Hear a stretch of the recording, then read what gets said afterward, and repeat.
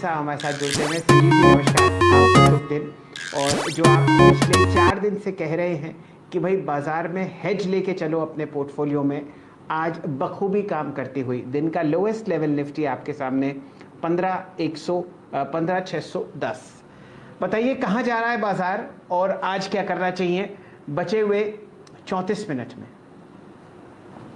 तो देखिए, हम तो बाजार से आपको 4 दिन पहले ही चेतावनी करते हैं। We look before the market. आज सब हिंडाल्को की सेल दे रहे हैं, वो सब मार्केट में प्राइस्ड इन है। आई मीन जो आपको 3 दिन पहले। तो शैलेंद्र जी देखिए, फ्यूचर के सौदे में, डेरिवेटिव ट्रेड में कोई वली बारिश नहीं होता। प्रॉफिट अगर नहीं बचाया, बुक नहीं किया तो मुश्किल होती है और बाजार से निकल नहीं सकते। इस कारण से हेज करना जरूरी है। कुछ लीजिए, कुछ बेचिए, मार्केट में बने रहेंगे। टॉप और बॉटम में और आप नहीं पकड़ सकते। I think for some time the market is overbought on the large caps.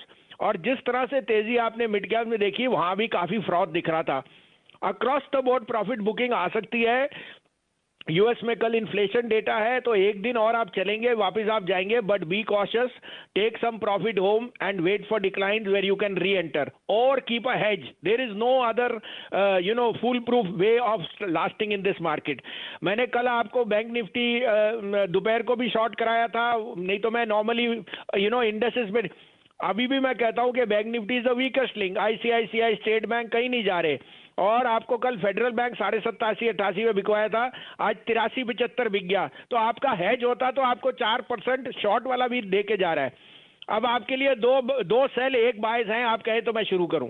जी भसीन साहब, तो अब आपका जो मूड है वो बिकवाली की तरफ ज़्यादा है। बताइए कौन से ऐसे 2 काउंटर्स हैं जहां पर आपका कहर टूटने वाला है। तो देखिए, 2105.10 पे मैंने कहा था आईआरसीटीसी थोड़ा नीचे आ गया, बेचिए। 2165 का stop loss 1950। This is run in far in assets of all valuation parameter. ये आपको 5% डाउन साइड दिखा सकता है। एलएनटी 1528 से 30 में बेचिए। Keep a stop loss of 1550। Look for target closer to 1465 1470। और मैं मेटल्स पे काफी बेरिश, माने आउट ऑफ द मार्केट था मैंने लेकिन कल सेल के रिजल्ट्स है। और सेल के रिजल्ट्स शैलेंद्र जी शायद ही इतने अच्छे आए लास्ट 10 ईयर्स में। डिविडेंड भी है और 25 रुपए अर्निंग पर शेयर आएगी। डेरिवेटिव में सेल बैन में है, अगर आप कैश में ले सकते हैं। सेल का भाव 145 दिखता है मुझे अगले 4 महीने में। नहीं तो फ्यूचर में आप लीजिए टाटा स्टील 78-80 में डिस्काउंट है 25 रुपए डिविडेंड का। लेकिन यहाँ पे टाटा स्टील में बहुत बेस बन रहा है, कई दिन से घुट रहा है। 1060 का स्टॉप लॉस है। 1140 पहला टारगेट, 1175 दूसरा टारगेट। साहब अगर आप हमारे साथ जुड़े हुए हैं, आपको मेरी आवाज़ आ रही हो तो कुछ टिप्पणी कीजिए कि किस हिसाब से हम सरकारी कंपनीज में लगातार तेज़ी देख रहे हैं और पावर सेक्टर चहकता हुआ। क्या करवा रहे हैं आपके इंस्टीट्यूशनल मित्र। आज टाटा पावर में 4200 करोड़ का ट्रांजैक्शन हुआ है। मेरे जहन में ऐसा कोई दिन नहीं आया पिछले 25 साल में जब इतनी वॉल्यूम देखी गई हो। अरे सर, वही तो कह रहे हैं, देयर इज वैल्यू क्रिएशन। जो आदमी 5 साल 7 साल में सोचता था Tata power was considered a window stock के डिविडेंड दे देता है, कोई रिटर्न नहीं है, वो आज अनलीश हो रहा है। Tata power is unleashing a type of blueprint which has not been seen in 20 years. Hats off to mister N Chandra for the revamp and I think the Tata group is here to stay. आपने कोई भी उसमें आप share देखिए। Secondly, it also tells you that power is the blueprint of India. REC PFC Shailendra ji 80-82 रुपए पे मैं आप लोगों को कहते कहते तंग आ गया। PFC का 11% डिविडेंड यील्ड है। It is as safe as the reserve bank of India. अब आज आपको वो वैल्यूएशन पैरामीटर दिख रहा है।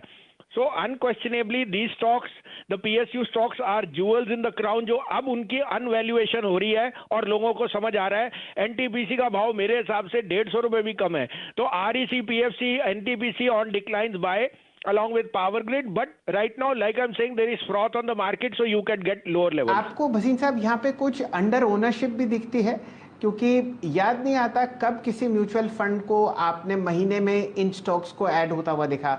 हम सब लोग म्यूचुअल फंड पोर्टफोलियोज भी ट्रैक करते हैं, तो वहाँ से भी कुछ आपको सुबुगाहट आती हुई दिखती है खरीदारी की इन काउंटर्स पर।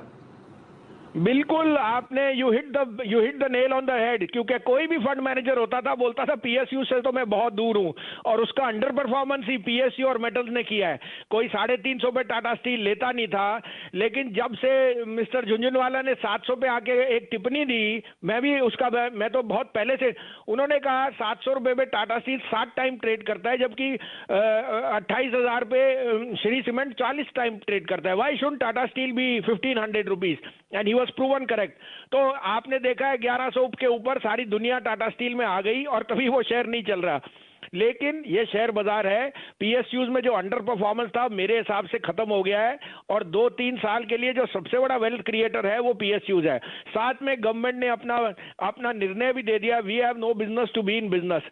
तो मैं आपको बता नहीं सकता कि अगर आप लास्ट 5 साल के पेशेंट इन्वेस्टर थे, you are richly rewarded, but अभी भी स्टार्टिंग है। कोल इंडिया 90, 95, 100 में महीनों तक, साल तक रहा, अब उसमें वैल्यू अनलॉकिंग आ रही है, तभी 160 का भाव। So there are lot of jewels in the blueprint, and I think they are just seeing discovery, and like you rightly pointed out, this is the time mutual funds are upping their stake because they are underperforming the market.